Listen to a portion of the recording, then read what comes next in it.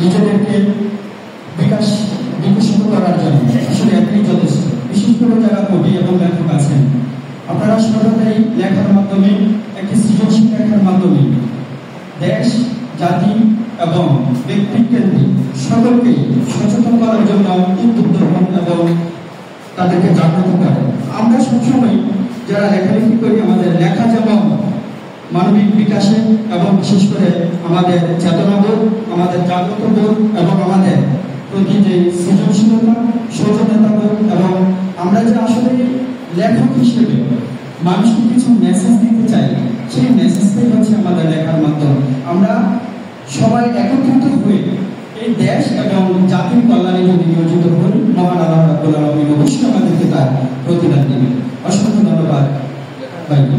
সম্মানিত উপস্থিতি, এই পর্যায়ে বক্তব্য এবং লেখা পাঠ নিয়ে আসছেন আমাদের পরিচিত কবি ও সাহিত্যিক জনাব রতনচন্দ্র দেবনাথ। জনাব রতনচন্দ্র দেবনাথ। ধন্যবাদ। আমি কখনো তো কোনোদিন কবিতা আবৃত্তি করে নেই, এখানে আবৃত্তি শব্দটা হচ্ছে না। তারপরে আজকে একটা সাহস করছি, এই মাত্র আমি কবিতাটাকে শেষ করেছি। দেখতে দেখতে একটু বড় হয়ে গেছে। তারপর প্রথম আমি বলবো যে প্রস্তাবনা চাওয়া হয়েছে। আমি মনে করি আমাদের যারা যারা দেবকবি প্রকাশ ভূমনায় কবি আছে বা লেখক আছে, প্রত্যেক বছর আমাদের যদি তারা যারা ব্যক্তিগতভাবে বই তৈরি করবেনি, মনে করি সবাইকে নিয়ে যদি একটা বই বের করা হয় প্রতি বছর বা চমৎকার একটা প্রস্তাব। এই প্রস্তাবের শেষে আমি আমার কবিতা মানে করছি, আবৃত্তি করছি বলে হবে না। আমার কবি লেখার নাম হলো গল্প কবিতা। আজকে এই কথা লিখে শেষ করলাম, পাঠ করছি।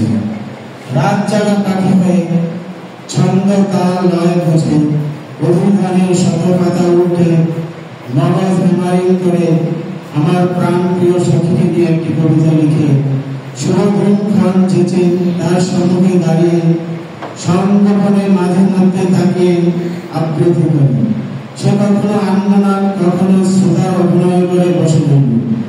পাঠ শেষে সহাস্য বদলে কবিতাটি তোমাকে নিয়ে লেখা বলে হাতে বুঝে দিতেই অগ্নিমূর্তি ধারণ করে টুকরো টুকরো করে ছিঁড়ে ছড়ে ফেলল। আমার মনে জাপিত জাপিত কবিতা ভেবে বহু করে টুকরে গেল। আমাদের থাকা কবিত্বিক কোষ যুক্ত হয়ে কবিত্বের অকাল প্রয়াণ ঘটল।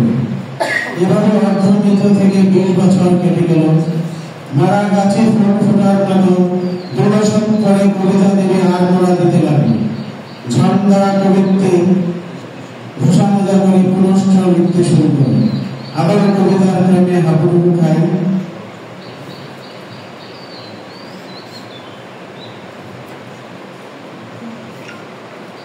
খেতে শুরু করি। প্রতিদিন 10টা 5টা 3টা লিখতে থাকি।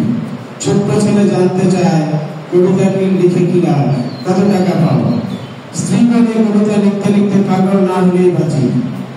কারো কথার কোনো উত্তর দিই না। আমি তখন কাজী নজরুল ইসলামের শরণাপন্ন হই, যার কবিতা আমাদের রঞ্জনে অনুমোদিত হয়। প্রিয় সন্তান বন্ধুরের মৃত্যুর পর দাফনের কাপড় কেনার টাকা পেতে প্রকাশকের সংখ্যা অনুসারে তাৎক্ষণিক কবিতা লিখতে হয়েছিল। জমিদার তনায় মাইকেল মধুসূদন দত্ত, যিনি অর্থাভাবে বিনা চিকিৎসায় মৃত্যুবরণ করেন। সদ্য প্রয়াত দুঃখের কবি হাফেজের আজীবন বিনষ্ট জর্জরিত কবি বলে হয়তো প্রেমিকার সাথে প্রণয় সূত্রে আবদ্ধ হতে পারেননি। জন কিটস, লর্ড বায়রন কিংবা জীবনানন্দ দাশ, যিনি প্রিয়ার সঙ্গে দুরন্ত সময় কাটানোর আকাঙ্ক্ষাটুকু অপূর্ণ রেখে মৃত্যুবরণ করেন। বিশ্বকবি রবীন্দ্রনাথ ঠাকুর, যিনি কঠিন মাফিক প্রিয় সন্তান আপনজন হারান, মেয়ের শারীরিক নিদারুণভাবে অনাদৃত অভিমানিত হয়েও আমৃত্যু শান্তির বাণী প্রেমের অমৃত সুধা বর্ষণ করে গেছেন। আমি তো তাদের চেয়ে অনেক ভালো আছি, সুখে আছি।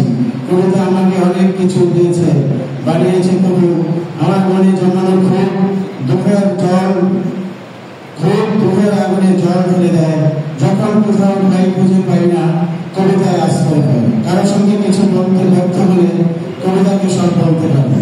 আমার যত দুঃখ কষ্ট বেদনা কবিতাকে সমর্পণ কবিতা আমার সকল জ্বালা যন্ত্রণা পান করে নীলকণ্ঠ হয়, আমাকে সুখ দেয়, শান্তি দেয়। তাই আমি কবিতাকে পণ্য করে কবি ফেরদৌসীর মতো স্বর্ণ মুদ্রা বিক্রয় করতে চাই না। হুমায়ুন আহমেদের মতো রঙিন টেলিভিশন কিনতে ধারাবাহিকের পরিমাণ বৃদ্ধি করার মতো কবিতাকে টেনে স্কুল লম্বা করি না।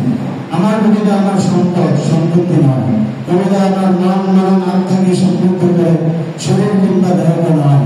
কবিতা আমার দাস নয়, মুক্ত বিনন্দ, যেখানে ইচ্ছে যেতে পারে। সুন্দরকে সুন্দর, সত্যকে সত্য বলতে পারে। পাঠকের সংখ্যায় ভক্ষণ করে না, কিংবা পাঠকের চাহিদার ধার দেয় না। কথিত হলো কি হলো না সে খেয়াল চিন্তা করে না। আমার কবিতা প্রায় 1900 রূপে চিনিয়া লোকেরা শোষণ, মানবতা বিরোধী, দেশদ্রোহী, বিশ্বাসঘাতক, বর্ণচোলায় স্বাধীনশী ভণ্ড শয়তান। যা দেখে আমি ব্যাপক হুঙ্কার দিতে চাই, যে হুঙ্কার বিনাদ শ্রবণ মাত্র শ্রীরাম ভ্যানার দল লেজ গুলিয়ে পশ্চাৎপদ হবে। নিষ্পাপ শিশুরা ভঙ্গা করে আবৃত্তি করবে, খাটনা শির লড়াকে আন্তঃস্পর্শ করে নাতি নাতনিকে ঘুম পাড়াতে দন্তহীনতা করে পাঠ করবে। বিনয় সূত্রে পাথরের ফুল ফুটাবে। রণসঙ্গীত নয়, প্রেম সম্প্রীতির মিলন গতি হবে। দ্বন্দ্ব সংঘাত নয়, চরাচর বিশ্ব চরাচর অমৃত বাণী সকলের হৃদয় পঠিত করবে। আমার মানুষজাত কবিতা আমি কখনো অপবিত্র হতে দেব না। সদা পূর্ণ স্নাতক পবিত্র রাখবে। অন্ততপক্ষে কবির কবিতা যেন সকল মন্দের ঊর্ধ্বে থাকে, পথ হারানো বিপদকারী পথিক না হয়। কবি হবে পথিকী, কবিতা হবে আলোক বক্তৃতা। উভয় মিলে সমাজ হবে আলোকিত, মানুষের বসবার থেকে। অসংখ্য ধন্যবাদ জনাব